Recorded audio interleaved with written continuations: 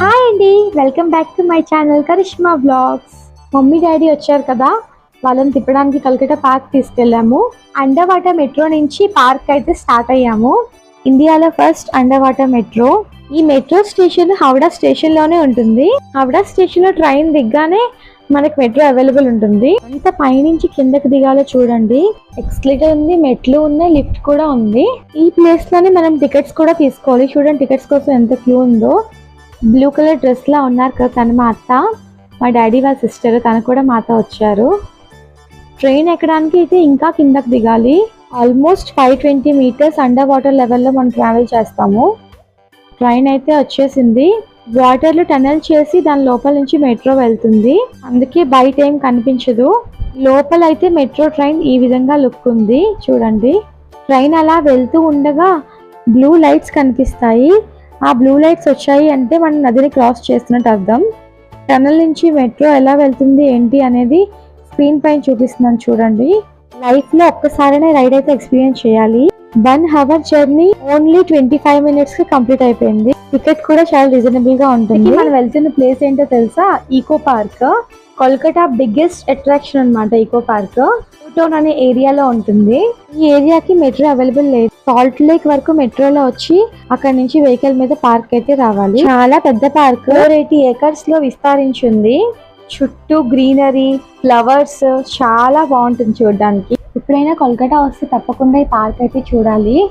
లోపలికి వెళ్ళడానికి entrance ticket కూడా 30 rupees పర్ హెడ్. ఇంత పెద్ద పార్క్ మేము నడిచి చూడలేము అనుకున్న వాళ్ళకి ఈ రిక్షా కూడా అవైలబుల్ గా ఉంది. బట్ మేము మాత్రం నడుచుకొని వెళ్ళాము. ఈ రిక్షాలో వెళ్ళొచ్చు, బట్ ఏంటంటే వాళ్ళంతా డీటెయిల్ గా చూపించరు. మెయిన్ దగ్గర ఆపి జస్ట్ టైం ఇస్తారు అంతే. ఆ టైంలో మనం కంప్లీట్ చేసుకోవాలి. నేచర్ ని ఎంజాయ్ చేయాలంటే మాత్రం నడిసే వెళ్ళాలి. ఈ పార్క్ కి ఇంకో అట్రాక్షన్ ఈ లేక్. చాలా బాగుంటుంది. వాటర్ కూడా చాలా ఫ్రెష్ గా ఎంత బాగుందో చూడండి వ్యూ. ఈ లేక్ లో బోటింగ్ కూడా చేయొచ్చు. ఇక్కడ చాలా థీమ్ గార్డెన్స్ ఉన్నాయి. అందులోనే ఒకటి జపనీస్ గార్డెన్. ఎంట్రన్స్ లో ఒక పెద్ద బుద్ధుడి విగ్రహం ఉంటుంది. చూస్తున్నారా? ఈ వైబ్స్ చాలా కామ్ గా, పీస్ఫుల్ గా అనిపిస్తున్నాయి కదా. ఈ గార్డెన్ ని మొత్తం జపానీస్ థీమ్ లో డిజైన్ చేశారు. ఈ గార్డెన్ రావడానికి మెయిన్ రీజన్ అయితే ఈ టెంపుల్, బుద్ధా టెంపుల్. సైలెంట్ గా చాలా బ్యూటిఫుల్ గా ఉంది ప్లేస్ అయితే. మైండ్ రిలాక్స్ అయిపోయింది ఇక్కడికి వచ్చి. ఫోటోషూట్ కూడా మంచి ప్లేస్ అనే చెప్పాలి. ఇలా ఫొటోస్ తీసుకుంటూ, వీడియోస్ తీసుకుంటూ ఉంటే టైం ఎలా గడిచిపోతుందో కూడా తెలియడం లేదు, అంత బాగుంది ప్లేస్. ఇది ప్రేయర్ వీల్ అంట. వాటి మీద ఏవో లెటర్స్ రాసున్నాయి. ఇది చాలా యూనిక్ గా ఉంది కదా. ఈ ఎన్వైరన్మెంట్ లో నడుస్తుంటే చాలా రిఫ్రెషింగ్ గా ఉంటుంది. చుట్టూ డిఫరెంట్ ఫ్లవర్స్ తో చూడడానికి చాలా బాగుంది. ఈ ఫ్లవర్ ఇంతవరకు నేను ఎప్పుడూ చూడలేదు.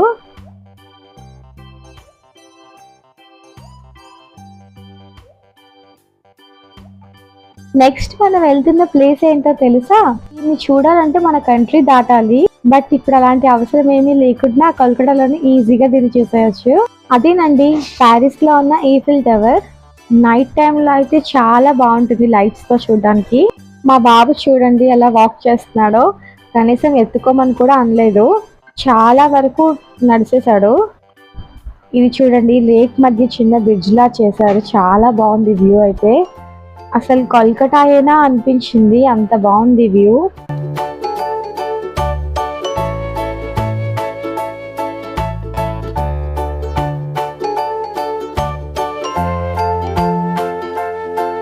చూసారు కదా వ్యూ ఎంత బాగుందో. లేక్ చాలా పెద్దది, వాటర్ కూడా చాలా ఫ్రెష్ గా ఎంత బాగున్నాయి చూడండి కలర్ అదినా. ఇంకా మేము పార్క్ లో చాలా మిస్ చేసాము. ఇంకా చాలా చూడవలసినవి అయితే ఉన్నాయి ఈ పార్క్ లోని. మా బాబుకి చూడండి వాళ్ళ డాడీ ఎక్కడ కూర్చోబెట్టుకున్నారో.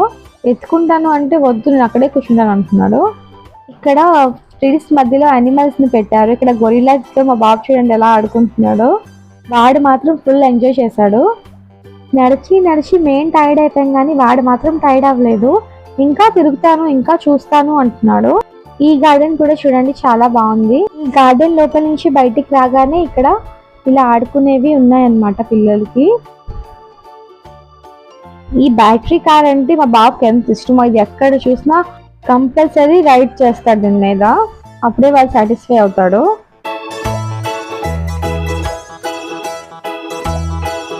ఇది బటర్ఫ్లై గార్డెన్.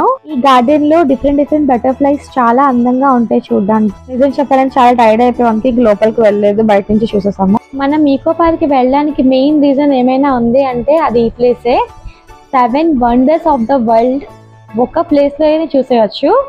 వన్స్ పార్క్ లోకి వస్తే అన్ని ఫ్రీగా చూడొచ్చు. బట్ 7 వండర్స్ చూడాలంటే 30 రూపీస్ టికెట్ తీసుకొని లోపలికి రావాలి. Per head 30 rupees.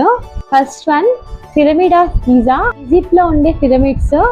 నిజంగా ఈజిప్ట్ లో ఉండే పిరమిడ్స్ చూసినట్టే ఉంది, అంత బాగుంది చూడడానికి. రెప్లికాస్ బయట నుంచి ఓన్లీ చూడడానికి కాకుండా లోపల కూడా చూడండి ఎంత బాగా డిజైన్ చేశారో.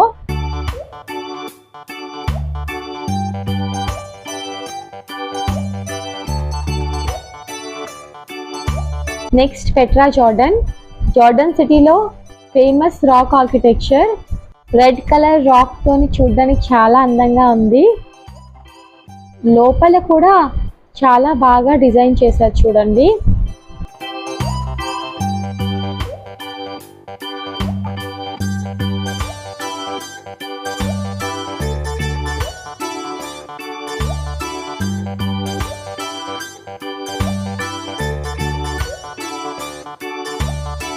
Next moai statues.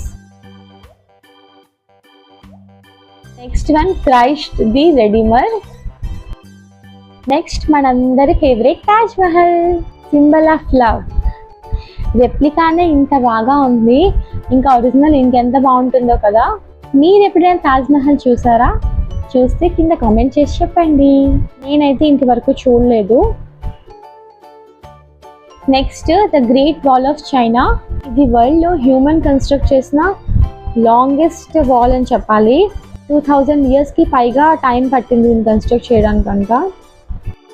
చాలా పెద్దదిగా ఉంది. వ్యూ కూడా చాలా బాగుంది చూడడానికి. యాక్చువల్లీ 7 వండర్స్ అంది ఒక సైడ్, ఈఫిల్ టవర్ ఒక్కటి ఇంకో సైడ్ చేసేసారు. అందుకే పార్క్ అంతా వాక్ చేయాల్సి వచ్చింది. మేమైతే మెయిన్ 7 వండర్స్ చూడడానికి ఈ పార్క్ అయితే వచ్చాము. మమ్మీ డాడీకి మధ్యలో ఫోటో తీసుకోవాలనిపించింది, అందుకే ముగ్గురం తీసుకున్నాం. Next Roman Colosseum. స్టార్టింగ్లో ఈ కొలోసియంని ఫ్లవియన్ అంఫీ థియేటర్ అని పిలిచేవాళ్ళంట. ఈ కొలోసియంలో గ్లాడియేటర్ల ఫైటింగ్స్, యానిమల్స్ హంటింగ్ ఇవన్నీ చూపించేవాళ్ళు. ఇందులో మినిమం 50,000 మెంబర్స్ కూర్చొని చూడడానికి అవుతుందంట.